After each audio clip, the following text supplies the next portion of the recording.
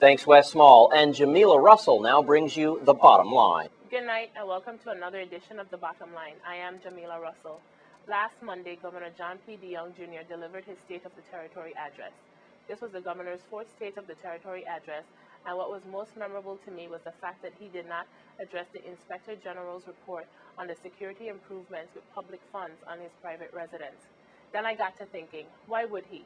Traditionally, the State of the Territory address is used to tout, highlight, and emphasize all the good that your administration has done and all the wonderful ideas, plans, and programs your administration intend on producing or implementing. What purpose would it serve to bring a negative topic into what should be a positive, self-promoting speech? But then he did.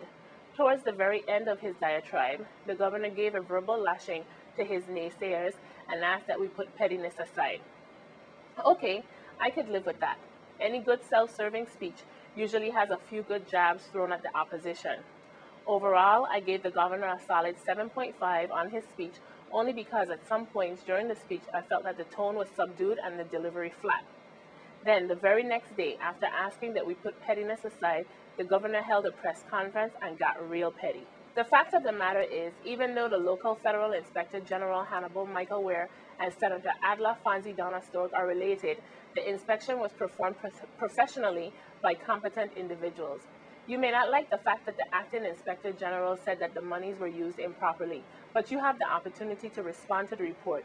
What you should not have done was made the comments you made on last Tuesday during your press conference.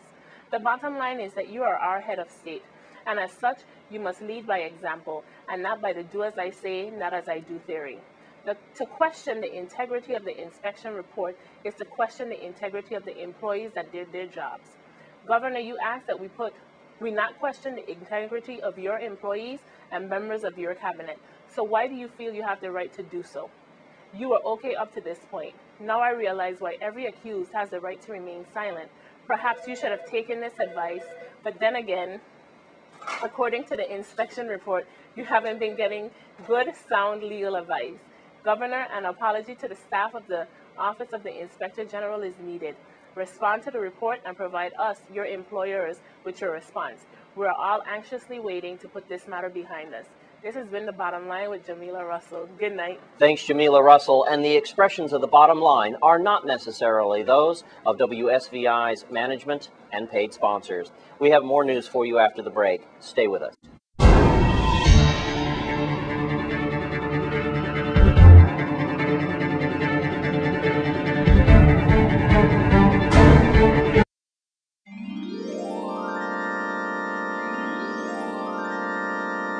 Earlier this week, a 14-year-old Arthur Richards student was stabbed, and another 14-year-old boy was arrested for that crime. News Channel 8's Wes Small has this exclusive report.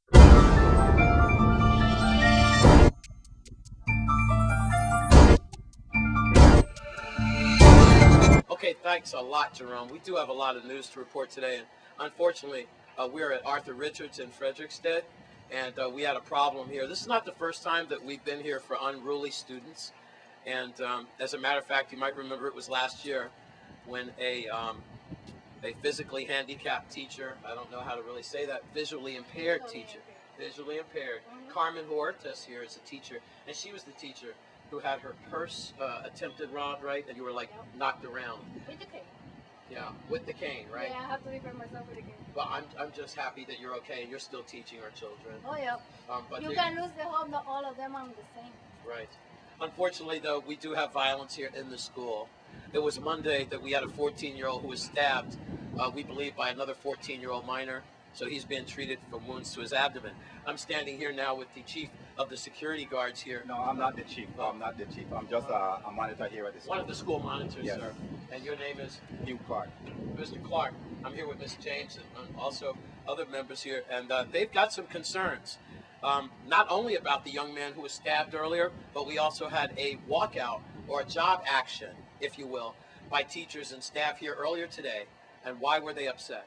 Well, on my side, we have been talking about these rude kids from last year. Some of them are over age, and they have this gangster mentality here at the school, and they walk around in large groups, disrupting the whole day especially after lunch. It gets to be real crazy after lunch. They don't go to classes and stuff, and it seems like there's no end to this madness that is going on here, and it seems like the administration is in denial of what's going on here at the school. We being verbally abused, we being attacked physically. Now we had a stabbing. What's next? So we're looking for answers, and we're looking for help on how we're going to continue to run a school in these kind of conditions. I'm the building rep here at the Richards, and we are very concerned about the safety of the faculty and members and the professionals here at the Richards. We have been complaining for some time to administration that there is a critical situation here where we feel that we call a set of repeat offenders, where the students that are not benefiting from the learning environment but are coming to school on a daily basis just to wear the uniform and create social problems and havoc in the environment.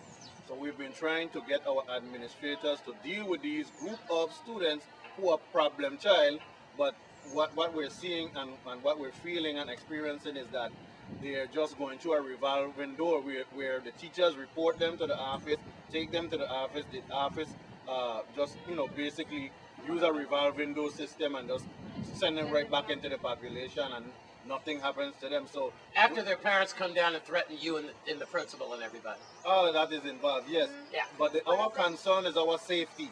Like we said, we have had teachers that was assaulted, hit in the head, teachers pushed down. Like this monitor right here, he has been threatened on numerous occasions with bodily harm, and some students have already threatened that they're going to shoot him. So what we're saying is we need this thing to be addressed from Mr. Malloy and all the people up. Senator James said, Wayne James said that office was here. They said that they're going to deal with this and address this matter. So we need this matter addressed before it reaches to a level of a Columbine situation. Let me just say this lastly. These students have already said they're going to make Columbine look like nothing. So this is already in their minds. So let us address this matter as soon as possible before one of these professionals get assaulted. Well, let's hear from Miss James. Columbine, is that what we're looking at possibly? I think that's what we're looking at, and I think part of the problem too is that we tend to have this mentality of acting in reactionary mode instead of being proactive. Yes, we do. The situation is that dire that it does need to be addressed right now. However, as this is addressed, in conjunction with that issue or these issues being addressed, we need to look at the larger issue. What are we producing? All right, I am a Crucian to the bone, multi-generational. My family has been here for 10 plus generations. I want to make sure that my people, my culture, my traditions, my land is here for my son and his children. And what we are charged with producing are functional people that can progressively and positively take charge when I am gone. That's our charge, and we are not doing that. These children did not come to this point by themselves. Somehow our culture, our community, our educational system is cradling and nurturing people. We're making a beeline from the educational system to the prison industrial complex. This is what's happening in the Virgin Islands. And until that is curbed and stopped, this is going to happen, and a Columbine, yes, will happen, because we're not looking at the larger issue. Remember, folks, these are your little angels. They're darlings, aren't they? Remember, these people here are to teach your children, but now they're just like the VIPD. They put their lives on the line every day. This is the front line, right here. And we don't get the respect. No respect. And I know I didn't when I hit the campus. All right, I'm Wes Small at Arthur Richards for News Channel 8. Thanks, Wes Small, for that exclusive report. And your Sports 411 is up next. Stay with us on Channel 8.